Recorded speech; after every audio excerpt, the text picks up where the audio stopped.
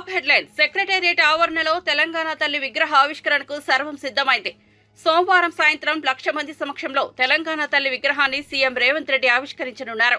ఈ మేరకు అధికారులు అన్ని ఏర్పాట్లు పూర్తి చేశారు. కాగా ఏర్పాట్లను ఆదివారం మంత్రి కోమటిరెడ్డి వెంకటరెడ్డితో కలిసి రేవంత్ రెడ్డి పరిశీలించారు. బంగారు అంచుతో కూడిన పచ్చడి చీర, ఎరుపు రంగు జాకెట్, నుదుటిన తిలకంతో సగటు తెలంగాణ మహిళల తెలంగాణ తల్లి రూపం ఉంది.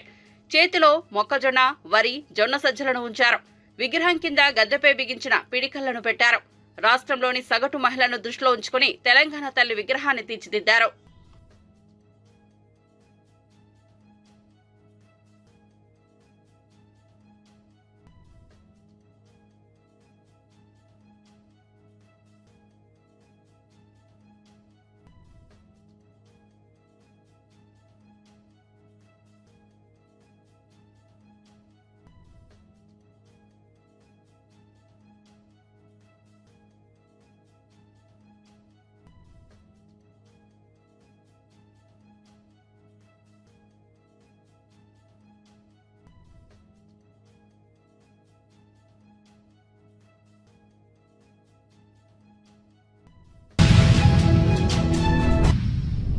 వైసీపీ నేతలపై ఏపీ హోంమంత్రి వంగలపూడి అనిత సెటైర్లు వేశారు. వైసీపీ ప్రభుత్వ హయాంలో జరిగిన పాపాలు బయటపడే కొద్దీ ట్వీట్లు పెరుగుతున్నాయంటూ ఎద్దేవా చేశారు. వైసీపీ ఎంపీలు విజయసాయిరెడ్డి, వైవి సుబ్బారెడ్డి కుటుంబ సభ్యులపై ఆరోపణలు వస్తున్నాయని వంగలపూడి అనిత చెప్పారు. విశాఖపట్నంలో వంగలపూడి అనిత పర్యటించారు. అరిలోవా పోలీస్ స్టేషన్ ప్రారంభోత్సవంలో పాటుగా పలు అభివృద్ధి కార్యక్రమాలను వంగలపూడి అనిత ప్రారంభించారు. అనంతరం విశాఖపట్నం పోలీసులతో సమావేశం నిర్వహించారు. ఆరిలోవ పోలీస్ స్టేషన్ కు 2018లో అప్పటి హోంమంత్రి నిమ్మకాయల చినరాజప్ప భూమి పూజ చేసిన సంగతి వంగలపూడి అనిత గుర్తు చేశారు. యాక్చువల్గా మీకు ఒక విషయం చెప్పాలి, మీకు ఒక విషయం తెలియాలి. అంటే మీరు అబ్జర్వ్ చేశారో లేదో నాకు తెలియట్లేదు. ఈ మధ్యకాలంలో ట్వీట్లు పెరిగినాయి చూసారా? ట్వీట్లు ఎప్పటి నుంచి పెరిగినాయి? ఎల్ఓసి ఇచ్చిన దగ్గర నుంచి పెరిగినాయి. ఎల్ఓసి ఎందుకు ఇచ్చారు? వాళ్ళ అల్లుడికి ఎల్ఓసి ఇచ్చిన దగ్గర నుంచి పెరిగినాయి. ఇచ్చిన దగ్గర నుంచి ఏమవుతుందంటే ఒక చిన్న అలజడి స్టార్ట్ అయింది.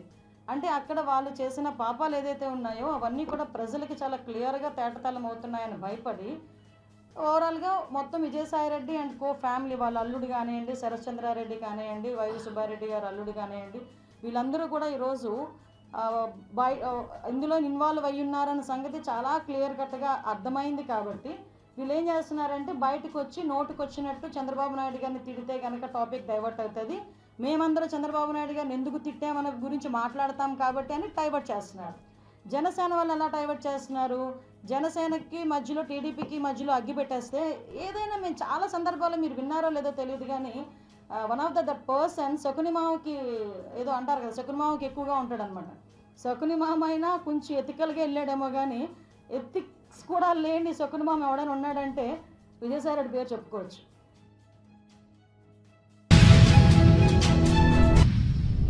పుష్ప 2 తొక్కిసలాట కేసులో ముగ్గురిని పోలీసులు అరెస్ట్ చేశారు. హైదరాబాద్ ఆర్టీసీ క్రాస్ రోడ్లోని సంధ్యా థియేటర్ యజమానితో పాటు మేనేజర్ను కూడా అరెస్ట్ చేశారు. సరైన భద్రతా చర్యలు చేపట్టని సెక్యూరిటీ మేనేజర్ను కూడా అరెస్ట్ చేశారు. ముగ్గురిని అరెస్ట్ చేసి రిమాండ్కు పంపారు చిక్కడపల్లి పోలీసులు. ఆర్టీసీ క్రాస్ రోడ్లోని సంధ్యా థియేటర్ వద్ద ఈ నెల 4వ తేదీ రాత్రి పుష్ప 2 సినిమా బెనిఫిట్ షో సందర్భంగా జరిగిన తొక్కిసలాటలో రేవంత్ అనే మహిళ మృతి చెందగా బాలుడు తీవ్రంగా గాయపడి హాస్పిటల్లో చికిత్స పొందుతున్న సంగతి తెలిసిందే. మృతురాలి కుటుంబ సభ్యుల ఫిర్యాదు మేరకు సినీ నటుడు అల్లు అర్జున్ తో పాటు సంధ్యా థియేటర్ యాజమాన్యంపై పలు సెక్షన్ల కింద కేసులు నమోదు చేశారు. తాజాగా ముగ్గురిని అరెస్ట్ చేసినట్లు చిక్కడపల్లి పోలీసులు వెల్లడించారు. మీకు అందరికీ తెలుసు, ఒక బాధాకరమైన సంఘటన 4వ తారీఖు నాడు 4/12 నాడు సంధ్యా 71లో స్పెషల్ షోలు జరుగుతున్నప్పుడు ఒక సఫోకేషన్ తోటి ఊపిరి ఆడక లోయర్ బాల్కనీలో చనిపోయిన సంగతి అందరికీ విదితమే. ఆ క్రమంలో దానికి సంఘటనకు బాధ్యులైన దాని గురించి మా డీసీపీ సార్ ఆ రోజు పత్రికా సమావేశం ఏర్పాటు చేసి బాధ్యులైన వారిపై చట్టరీత్యా చర్యలు తీసుకుంటామని చెప్పి చట్ట ప్రకారం 105, 1181 రెడ్ విత్ 3/5 BNS ప్రకారము కేసు నమోదు చేసి చిక్కడపల్లి పోలీసుల ద్వారా పరిశోధన కొనసాగింది. ఈ పరిశోధన క్రమంలో ఈరోజు సంఘటన బాధ్యులైన సందీప్ అనే ఒక యజమానిని, 7 యజమానులలో ఒక యజమానిని మరియు సీనియర్ మేనేజర్ నాగరాజు గారిని, ఆయన తర్వాత గంధం విజయ్ చందర్ గారిని ఈరోజు అరెస్ట్ చేసి మెజిస్ట్రేట్ ముందు హాజరుపరచడం జరిగింది. వారిని జ్యుడిషియల్ రిమాండ్కు తరలించడం జరిగింది. ఈ సంఘటనలో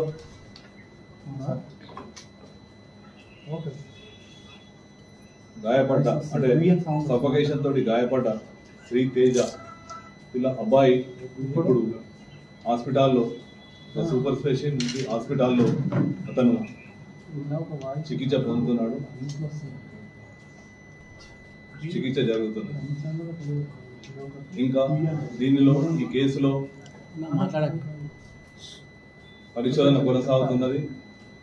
దీనిలో సీసీ ఫుటేజీలు అయినాక అక్కడ ఉన్న సాక్ష్యాల ఆధారంగా సంఘటనపై పూర్తి స్థాయిలో న్యాయ నిపుణుల సలహాలు, మా ఉన్నతాధికారుల సలహాలు తీసుకుంటూ దీనికి ఇంకా ముందుకు సాగుతుంది. దీనిలో చట్టరీత్యా ఎవరెవరైతే దీనిలో ఇంకా పాలు పంచుకొని ఉన్నారో వారందరిపై తదుపరి చర్యలు ఉంటాయి. Thank you.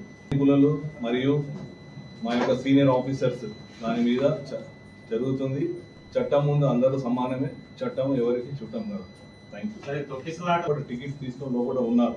ఉన్న క్రమంలో ఎప్పుడైతే మీకు ఆ రోజు సంఘటన వీళ్ళు ఎవరైతే అల్లు అర్జున్ గారితో వచ్చిన బౌన్సర్స్ ఉన్నారో,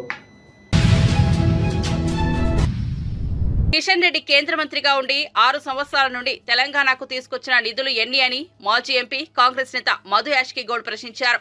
బహిరంగ సభలో బీజేపీ నేతలు చేసిన వ్యాఖ్యలపై స్పందిస్తూ సంచలన విమర్శలు చేశారు. కిషన్ రెడ్డి నిధులు తీసుకొచ్చేది, అభివృద్ధి చేసింది ఏమీ లేదని, కనీసం తాను ప్రాతినిధ్యం వహించే అంబర్పేటను కూడా బాగుపరచలేదని మండిపడ్డారు. సాక్స్ వేసుకుని కూరల్లో పెట్టుకుని మూసిలో పడుకున్నంత మాత్రాన మూసి మురుకు కంపు పోదని, పేదలకు ఇల్లు రావని విమర్శలు చేశారు. భారతీయ జనతా పార్టీ నేతల అభివృద్ధి కోసం ఏం చేయకుండా దొంగే దొంగ అని అరిచినట్లు కాంగ్రెస్ పై దుష్ప్రచారాలు చేస్తున్నారని ఆరోపించారు. బీజేపీ పెట్టిన బహిరంగ సభలో 2000 మంది కూడా లేరని, ఖాళీ కుర్చీలకు ప్రసంగాలు ఇచ్చి వెళ్లారని ఎద్దేవా చేశారు. ఆర్థిక ఇబ్బందులు ఉన్నా కూడా ఇచ్చిన ప్రతి హామీని నెరవేరుస్తూ వస్తున్నామని, ముఖ్యంగా హైదరాబాద్ ను గ్లోబల్ సిటీగా అభివృద్ధి చేసేందుకు రేవంత్ రెడ్డి కృషి చేస్తున్నారని తెలిపారు. దీనికోసం 100 కోట్లు కేటాయించారని వివరించారు. ప్రజలు బీజేపీ బీఆర్ఎస్ కుట్రలను తిప్పికొట్టి ప్రజాపాలనను ఆశీర్వదించాలని మధు యాష్కి కోరారు.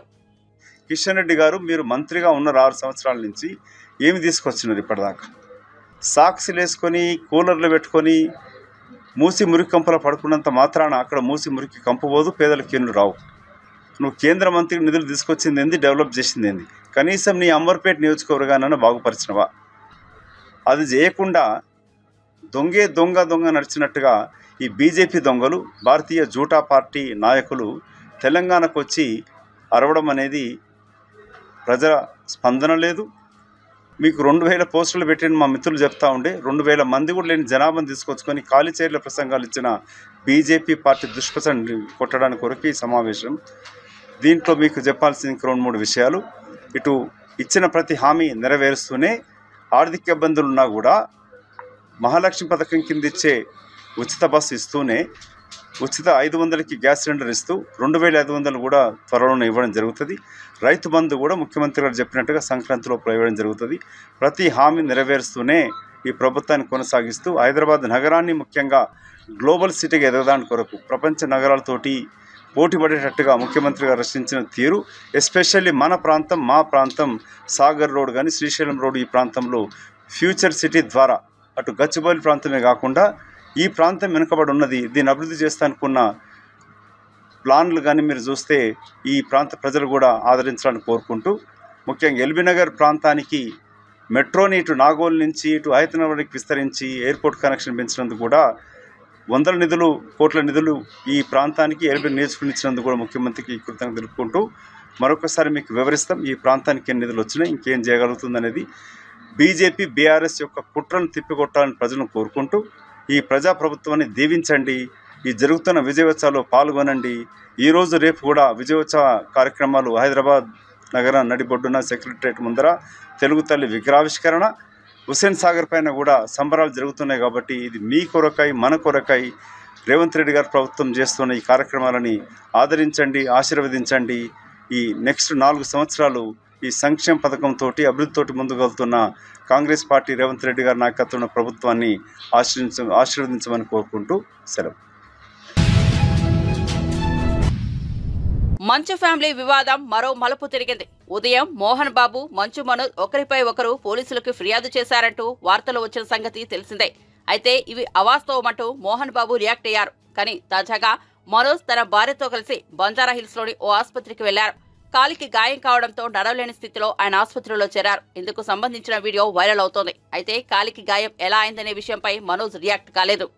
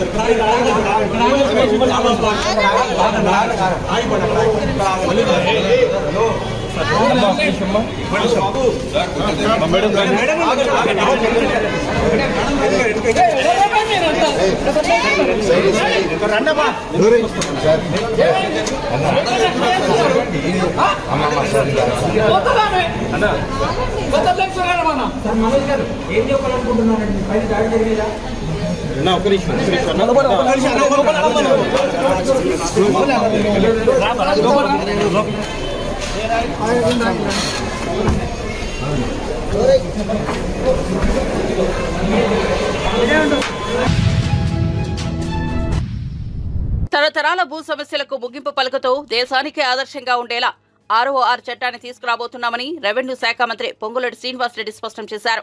నూతన రెవెన్యూ చట్టం 2024ను అసెంబ్లీ సమావేశాల్లో ప్రవేశపెడతామని ప్రకటించారు. వచ్చే సంక్రాంతిలోగా గ్రామీణ ప్రాంతాల్లో రెవెన్యూ వ్యవస్థను పునరుద్ధరిస్తామని తెలిపారు. రాజకీయ పైరవీలకు తావు లేకుండా అత్యంత నిరుపేదలకు ఇందిరమ్మ ఇల్లు మంజూరు చేస్తామని అన్నారు. పరిష్కరించడం కోసం అధికారాలు డీసెంట్రలైజేషన్ చేయటం జరిగింది. చేసి ధరణి అప్లికేషన్ల కోసం పార్లమెంట్ ఎన్నికల ముందు ఒక స్పెషల్ డ్రైవ్ పెట్టి హాఫ్ ఆఫ్ ది అప్లికేషన్లని క్లియర్ చేస్తూ అప్పుడు కంటిన్యూషన్ ఫ్లోలో వచ్చే అప్లికేషన్లు కూడా రిసీవ్ చేసుకుంటూ వాటిని పరిష్కార మార్గానికి ఒక సింప్లిఫై సిస్టాన్ని ఇందిరమ్మ ప్రభుత్వం వచ్చిన తర్వాత మార్పులు చేర్పులు కొన్ని చేసి ఉన్న వాటిలో ది బెస్ట్ చేసి సొల్యూషన్ తేవటం జరిగింది. తదుపరి సమారమి ఈ గడిచిన సంవత్సరంలో పాత అప్లికేషన్లు ఏవైతే సంవత్సరంన్నర నుంచి 2 సంవత్సరాల వరకు పెండింగ్ లో ఉన్న 2,45,000 అప్లికేషన్లతో పాటు సుమారు 3,15,000 అప్లికేషన్లు ఈ గడిచిన ఒక సంవత్సరంలో కొత్త అప్లికేషన్లు ఎవరైతే ఇబ్బందులు పడుతున్న భూములున్న ఆసాములు అప్లై చేసుకోవటం జరిగింది. వీటన్నిటిని కలిపి ఇందిరమ్మ ప్రభుత్వం వచ్చిన తర్వాత సుమారు 4,98,000 అప్లికేషన్లని పరిష్కరిస్తూ ఇంకా గడిచిన 30 నుంచి 45 రోజుల మధ్యలో వచ్చిన అప్లికేషన్లు 60,000 వరకు వివిధ స్థాయిల్లో ఈనాడు ఆఫీసర్స్ దగ్గర ఈ ధరణి అప్లికేషన్స్ పెండింగ్ ఉన్నాయి. వీటితో పాటు ఏదైతే ఈ ధరణి గతంలో ఒక ఇంటర్నేషనల్ కంపెనీకి ఆపరేషన్ కు ఉండేది, ప్రాసెస్ అనే కంపెనీకి వాళ్ళ అగ్రిమెంట్ పీరియడ్ మొన్న నవంబర్ తో కంప్లీట్ అయింది. డిసెంబర్ 1 నుంచి ఆ విదేశ సంస్థ నుంచి పూర్తిగా బ్యాక్ తీసుకొని మన కేంద్ర ప్రభుత్వానికి సంబంధించిన ఎన్ఐసి కంపెనీకి ఆనాడు విదేశ కంపెనీకి అయిన ఖర్చు కంటే తక్కువ ఖర్చుతో మన స్వదేశ సంస్థ అయిన ఎన్ఐసి కంపెనీకి ఈ ధరణి పోర్టల్ ని డిసెంబర్ 1 నుంచి హ్యాండ్ ఓవర్ చేయటం జరిగింది. ఏదైతే ఆనాటి ఆ ధరణిని పూర్తిగా హ్యాండ్ ఓవర్ చేయటం కోసం ఈ ఎన్ఐసి వారి సమక్షంలో పాత టీము 1 మంత్ అంటే ఈ డిసెంబర్ లో వీరి పక్క నుండి వీరికి ఏ రకమైన సందేహాలు వచ్చినా యాజ్ పర్ అగ్రిమెంట్ కండిషన్ ప్రకారము ఆ టెరాసిస్ కు సంబంధించిన టీము వీళ్ళతో కోఆర్డినేట్ చేసుకొని ఈ ఛార్జ్ టోటల్ గా ఎన్ఐసి ఆధ్వర్యంలో ఈ డిసెంబర్ చివరికి టోటల్ గా వీరికి హ్యాండ్ ఓవర్ చేయటం జరుగుద్ది. వీటితో పాటు ఏదైతే 2020 ROR చట్టం, ఆ చట్టంలో ఉన్న అనేక లొసుగులు, ఆ చట్టంలో ఆనాటి పెద్దలు వారి స్వార్థం కోసం ఏర్పరచుకున్న కొన్ని క్లాజులు, ఆ క్లాజులతో సామాన్య గ్రామీణ ప్రాంతంలో ఉండే సామాన్యులు పడుతున్న ఇబ్బందులు, వాటి పరిష్కారాన్ని కనుక్కోవటం కోసం 2020 చట్టాన్ని ప్రక్షాళన చేసి 2024 కొత్త చట్టాన్ని దేశంలోని తెలంగాణను డ్రగ్స్ ఫ్రీ స్టేట్ గా మార్చేందుకు రాష్ట్ర ప్రభుత్వం కృషి చేస్తోందని, ఇందుకోసం మిత్రా టీ యాప్ అందులోకి తీసుకొచ్చామని మంత్రి శ్రీధర్ బాబు అన్నారు. రాష్ట్ర ఐటీ పరిశ్రమల శాఖ ఆధ్వర్యంలో హైదరాబాద్ లోని పార్క్ హైత్ హోటల్లో ప్రజాపాలన విజయోత్సవాలు నిర్వహించారు. ఈ వేడుకలకు మంత్రి శ్రీధర్ బాబు చీఫ్ గెస్ట్ గా అటెండ్ అయ్యారు. ఈ సందర్భంగా టీ ఫైబర్ ద్వారా తక్కువ ధరకే ఇంటర్నెట్ అందించే పథకాన్ని ప్రారంభించారు. ఈ టీ ఫైబర్ ద్వారా రాష్ట్రంలోని ప్రాంతీయ ఆఫీసులకు ఇంటర్నెట్ సౌకర్యం కల్పించనున్నారు. ఈ సందర్భంగా మంత్రి శ్రీధర్ బాబు మాట్లాడుతూ టీ ఫైబర్ తో టీవీ, టెలివిజన్, కంప్యూటర్ సేవలకు ఉపయోగం ఉంటుందని తెలిపారు. చిన్న పరిశ్రమల కోసం కొత్త ఎంఎస్ఎంఈ పాలసీ తీసుకొచ్చామన్నారు. టీ ఫైబర్ ఇంటర్నెట్ ద్వారా సంగారెడ్డి, పెద్దపల్లి, మహబూబ్ నగర్ జిల్లాల రైతులతో ఈ సందర్భంగా మంత్రి శ్రీధర్ బాబు మాట్లాడారు. వేదికపై ఆశలైన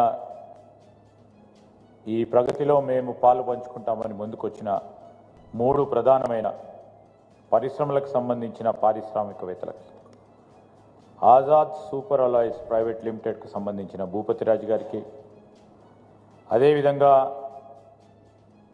మరి లెన్స్ కార్ట్ సంబంధించిన అమిత్ చౌదరి గారికి,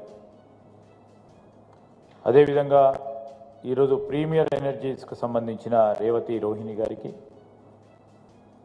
వేదిక అటువైపున్న మా అధికారులు, పారిశ్రామికవేత్తలు, పాత్రికేయ మిత్రులందరికీ హృదయపూర్వకంగా నమస్కారాలు. ఈరోజు మా కొత్త ఒరవడితో సరిగ్గా 1 సంవత్సరం క్రితం మార్పు తీసుకురావాలే అన్ని విభాగాల్లో అని మా ఆలోచన విధానంలో కూడా ఒక కొత్త ఒరవడిని చూపెట్టాలనే ఒక ఆలోచనతో, దృక్పథంతో, ఒక లక్ష్యంతో గౌరవ ముఖ్యమంత్రి రేవంత్ రెడ్డి గారి నాయకత్వంలో మేము, మా సహచర క్యాబినెట్ సోదరులు సోదరిమణులందరూ కూడా రాష్ట్ర వ్యాప్తంగా సంక్షేమాభివృద్ధి కార్యక్రమాలను పెద్ద ఎత్తున ముందుకు తీసుకెళ్తున్నాం. ప్రగతికి నిర్వచనం పరిశ్రమలు ఏర్పాటు చేయాలి, పరిశ్రమల ద్వారా ఉపాధి పెంచాలనే ఒక ప్రయత్న భాగంలో ముందుకు సాగుతూ ఉన్న మా పరిశ్రమల శాఖ, ఐటీ శాఖ, ఎలక్ట్రానిక్స్, కామర్స్ శాఖకు సంబంధించి 2 నెలల క్రితం మేము ప్రగతి రిపోర్ట్ని ఒక జవాబుదారీతనంగా, ఇది ప్రజలకు సంబంధించిన విజయోత్సవాలు, వారు మాకు ఓటేశారు కనుక మేము ఏమి చేసామని చెప్పడానికి జవాబుదారీతనంతో ముందుకొచ్చి ఈ కార్యక్రమాలు తీసుకొని మీ అందరి ఆశీర్వాదం, ప్రజలందరి ఆశీర్వాదం తీసుకొని రాబోయే 4 సంవత్సరాల కాలంలో ఇంకా దిగ్విజయంగా మేము అనుకున్న లక్ష్యాన్ని ముందుకు తీసుకెళ్లే ప్రయత్న భాగంలోనే ఈరోజు ప్రజల విజయోత్సవ కార్యక్రమాలు నిర్వహిస్తూ ఉన్నాం. ఇప్పుడే మా డిపార్ట్మెంట్స్కు సంబంధించి ఏ విధంగానైతే వ్యవసాయానికి సంబంధించి సాంకేతిక పరిజ్ఞానాన్ని ఏ విధంగా ఉపయోగించుకొని ఆ రైతు సోదరులకు మెరుగైన సేవలు అందించాలని మరి ఒక ప్రధానమైన ఒక స్మార్ట్ అగ్రి క్రెడిట్ సర్వీస్కి సంబంధించిన అప్లికేషన్ని ఈరోజు లాంచ్ చేసుకున్నాం అడెక్స్ ప్లాట్ఫామ్ ద్వారా. రైతు సోదరులకు పక్షాన వారిని పరిపుష్టిగా వ్యవసాయ రంగంలో పెంపొందించడానికి రుణమాఫీ చేయడం, వారికి కావాల్సిన మద్దతు ధర ఇవ్వడం, దాంతోపాటు బోనస్లు ఇవ్వటం, ఇన్స్టిట్యూషనల్ ఫ్రేమ్వర్క్ సంబంధించి వారికి సంబంధించిన లోన్స్ అందించటం, ఆ క్రమంలో వేగవంతంగా కూడా ఒక కార్యాచరణ తీసుకోవాలని ఈరోజు మేము లాంచ్ చేసిన ఈ యాప్ ప్లాట్ఫామ్కి సంబంధించి ఒక ఉదాహరణ. రైతులే స్వయాన మాట్లాడారు. ఇప్పుడు 30 రోజులు తీసుకునే సమయంలో 2 రోజులు ఈ ప్లాట్ఫామ్ ద్వారా రుణాలు పొందే. కాంగ్రెస్ ప్రభుత్వం ఏడాది పాలన ప్రజాపాలన విజయోత్సవ కార్యక్రమాలను చూసి బీఆర్ఎస్ బీజేపీ ఓర్వలేకపోతున్నాయని కాంగ్రెస్ అధికార ప్రతినిధి అద్దంకి దయాకర్ విమర్శించారు. కాంగ్రెస్ ఏడాది ప్రజాపాలనపై బీఆర్ఎస్ అసూయపడుతుంటే బీజేపీ దొంగలాటలాడుతోందన్నారు. బీజేపీ అధ్యక్షుడు జేపీ నడ్డా గ్యారంటీలంతా గారడీలు అయిపోయాయని విమర్శించడం సరికాదని, బీజేపీలాగా మాది బురిడీ కట్టించే పార్టీ మాది కాదని దయాకర్ వ్యాఖ్యానించారు. సంక్రాంతికి గంగరెద్దులు వచ్చినట్టు బీజేపీ నాయకులు వచ్చి శాపనార్థాలు పెడుతున్నారని ఎద్దేవా చేశారు. ఈ దేశంలో వెనకటికి ఈస్ట్ ఇండియా కంపెనీ వచ్చి ఈ దేశాన్ని కొల్లగొట్టినట్టు, ఈ దేశాన్ని దోచుకోవడానికి వచ్చినట్టుగా చరిత్ర ఉంది. ఇప్పుడు బీజేపీ ఇండియా లిమిటెడ్ వచ్చినట్టుగా కనపడుతున్నది. అంబానీ అదానీలతో ఒకవైపు దోపిడీ చేపిస్తూ గజదొంగలైన కొంతమంది పారిశ్రామికవేత్తలను, కార్పొరేట్లను ఈ దేశం మీదకి వదిలి చోద్యం చూసుకుంటూ అభివృద్ధి, సంక్షేమం అంటే తెలియని పదాలుంటూ ఇక్కడ జరుగుతున్న తెలంగాణలో రేవంత్ రెడ్డి గారి ప్రభుత్వం చేస్తున్న అభివృద్ధి కార్యక్రమాలు కానీ, లేదంటే సంక్షేమ కార్యక్రమాలు కానీ మీకు అది తెలిస్తే కదా కనీసం. బీఆర్ఎస్ వాళ్ళై ఇంకా ఇక్కడున్న విపక్షాలకు సంబంధించిన వాళ్ళు విమర్శించే మాటలను మాట్లాడడం తప్పితే మీకు కొత్తగా ఇక్కడ మీరు చేసింది ఏముందని. కాబట్టి బీజేపీ దోపిడీలాగా కాంగ్రెస్ పార్టీ ఉండదు. కాంగ్రెస్ పార్టీ ప్రభుత్వం ఉన్న దగ్గర 6 గ్యారంటీలే కాదు 60 గ్యారంటీలైనా ఎలా పరిష్కరించగల సామర్థ్యం తెలంగాణ ప్రభుత్వానికి వచ్చింది. మీ సుక్క పైస లేకుండా ఇక్కడ ప్రభుత్వం, ఇక్కడ ప్రజల కష్టంతో సంపాదించిన వాటితోనే ఈరోజు ఈ తెలంగాణ ప్రభుత్వం తెలంగాణ అభివృద్ధి చేసుకుంటున్న మాట తెలుసుకోవాల్సిన అవసరం ఉంది. ఈ బురిడీలు, ఈ సంక్రాంతికి వచ్చే గంగిరెద్దుల్లాగా పండుగకు వచ్చేటట్టుగా మీకు ప్రతిసారి వచ్చి విమర్శ చేసుకోవడానికి కాకుండా ఏమైనా తెలంగాణకు కొంచెం చెయ్యండి నాయన, మీరు చేసి మాట్లాడండి. అదర్వైజ్ మిమ్మల్ని ప్రజలు ఎవ్వరూ నమ్మరు. కాంగ్రెస్ ప్రభుత్వ ఏడాది పాలనపై బీఆర్ఎస్ బీజేపీలు ఛార్జిషీట్లు విడుదల చేసిన విషయం తెలిసిందే. దీనిపై మంత్రి పొన్నం ప్రభాకర్ స్పందించారు. ప్రతిపక్షాలు ఇచ్చింది ఛార్జిషీట్ కాదు, రిప్రజెంటేషన్ గా భావిస్తున్నామని మంత్రి పొన్నం ప్రభాకర్ అన్నారు. బీజేపీ బీఆర్ఎస్ వేరు కాదని, వాళ్ళు ఇచ్చిన ప్రెజెంటేషన్ ఛార్జిషీట్ పార్టీలు మాకిచ్చిన రిప్రజెంటేషన్ గా భావించి వాటిని కూడా పరిశీలిస్తామన్నారు. కానీ దురదృష్టకరం ఏంటంటే ఏడాది కాలం పరిపాలన తర్వాత ఇవాళ మమ్మల్ని విమర్శించిన ఛార్జిషీట్ ఫైల్ చేసినా బాగుంటుండే అని అభిప్రాయపడ్డారు. కానీ ప్రభుత్వం ఏర్పడిన మొదటి నెల నుంచే ప్రభుత్వాన్ని విమర్శిస్తూ మళ్లీ సంవత్సరం కాగానే ఛార్జ్షీట్ ని ఇస్తే ఇది భావ్యం కాదన్నారు. ప్రతిపక్షం ఒకటా రెండా, బీజేపీ టీఆర్ఎస్ వేరు కాదు కాబట్టి వాళ్ళు ఇచ్చినటువంటి, వాళ్ళు ప్రజెంట్ చేసినటువంటి ఛార్జ్ షీట్లను ఆ పార్టీలు మాకు ఇస్తున్న రిప్రజెంటేషన్గా భావించి వాటిని కూడా పరిశీలిస్తాం. కానీ దురదృష్టం ఏంటంటే ఒక సంవత్సర కాలం పరిపాలన తర్వాత ఇవాళ మమ్మల్ని ఏదైనా విమర్శించినా లేదా ఛార్జ్షీట్ ఫైల్ చేసినా బాగుంటుండే. ప్రభుత్వం ఏర్పడిన మొదటి నెల నుంచే ప్రభుత్వాన్ని విమర్శిస్తూ ఇవాళ మళ్ళీ సంవత్సరం పూర్తి కాగానే మళ్ళీ ఒక ఛార్జ్షీట్ అని ఇస్తే ఇది భావ్యం కాదు. నెలకే ప్రభుత్వం ఎట్లా నడుస్తుందన్నారు, పిల్లి శాపనంతాలు పెట్టారు, ప్రభుత్వాన్ని కూలగొడతామన్నారు, కూలిపోతుందన్నారు. ఇద్దరు కలిసి ప్రభుత్వాన్ని అస్థిరపరిచే ప్రయత్నం చేస్తే తెలంగాణ ప్రజలు గమనించాలి. తప్పకుండా వాళ్ళు ఇచ్చిన ఛార్జ్ షీట్లో అంశాలు ప్రజా సంబంధించిన అంశాలను అన్నింటినీ కూడా మా ప్రభుత్వం పరిశీలన చేస్తుంది. అది ఛార్జ్ షీట్ కాదు, రిప్రజెంటేషన్ అనుకుని దాన్ని ప్రతిపక్ష పార్టీగా ఇచ్చిన దాన్ని మేము తప్పకుండా పరిశీలన చేసి సరి అయినటువంటి నిర్ణయాలు తీసుకోవడం జరుగుతుంది. తెలంగాణ అధికార పక్షం కాంగ్రెస్ పార్టీ డిసెంబర్ 9న రాష్ట్ర సచివాలయంలో తెలంగాణ తల్లి విగ్రహావిష్కరణకు సమాయత్తమవుతుండగా విపక్ష బీఆర్ఎస్ మాటల దాడికి దిగితే కాంగ్రెస్ ప్రభుత్వం ఏర్పాటు చేస్తున్నది తెలంగాణ తల్లి విగ్రహం కాదని అది కాంగ్రెస్ మాత విగ్రహమని బీఆర్ఎస్ నేత జగదీష్ రెడ్డి విమర్శించారు. ఈ విగ్రహాన్ని సచివాలయంలో ఏర్పాటు చేయరని తాము వ్యతిరేకిస్తున్నామని, కావాలంటే ఆ విగ్రహాన్ని మీ పార్టీ ఆఫీసులో పెట్టుకోండి అంటూ ఘాటు వ్యాఖ్యలు చేశారు. నేను చేసే విజ్ఞప్తి, ఈ జిల్లా మంత్రుల గొప్పతనం ప్రారంభోత్సవాలే తప్ప కేసీఆర్ గారి హయాంలో ఈ జిల్లా మంత్రి గారు నేను తీసుకొచ్చిన వాటికి ప్రారంభోత్సవాలే తప్ప శంకుస్థాపన చేసే ముఖం లేదు వీళ్ళకి. ఈ జిల్లా మంత్రుల పని విధానం ఇది. ఈ సందర్భంగా నేను జిల్లా ప్రజలకి శుభాకాంక్షలు తెలియజేస్తా ఉన్నా. కేసీఆర్ కళల ప్రాజెక్టు భారతదేశంలోనే ఎవరు చేయనటువంటి సాహసం చేసి ప్రభుత్వ రంగ ఆధ్వర్యంలోనే, ప్రభుత్వ రంగ సంస్థ జెన్కో ఆధ్వర్యంలోనే 4000 మెగావాట్ల అల్ట్రా మెగా పవర్ ప్లాంట్ని నల్గొండ జిల్లాకి ఇచ్చినందుకు కేసీఆర్ గారికి ధన్యవాదాలు తెలియజేస్తూ జిల్లా ప్రజలకు కూడా శుభాకాంక్షలు తెలియజేస్తా ఉన్నా. ఇది కేసీఆర్ గారి వరం. గత కాంగ్రెస్ హయాంలో నాశనం అయిపోయిన ఈ జిల్లా కాంగ్రెస్ కారణంగానే ఫ్లోరిన్ మహమ్మారికి బలైన ఈ జిల్లాకు కాంగ్రెస్ నాయకుల చేతగాంతనం వల్లనే కరువుకు గురైన ఈ జిల్లాకు కాంగ్రెస్ వల్లనే మనకు హక్కున్న కృష్ణా నీళ్లను కూడా పొందలేక నాశనం అయిపోయిన ఈ నల్గొండ జిల్లా పొలాలకి కేసీఆర్ గారు ఇచ్చిన వరాలు ఇవాళ ఒకటొకటి ప్రారంభమై ప్రజలకు వాస్తవంలోకి వస్తున్నందుకు, ప్రజలకు ఫలితాలు ఇచ్చే స్థితిలోకి వస్తున్నందుకు ఈ జిల్లా బీఆర్ఎస్ నాయకుడిగా, ఈ జిల్లా అభివృద్ధి కొరకు గత 10 సంవత్సరాలు కృషి చేసిన మంత్రిగా నేను గర్వపడుతున్నా. కేసీఆర్ గారి నాయకత్వంలో ఈ జిల్లాను సస్యశ్యామలం చేసే అవకాశం వచ్చినందుకు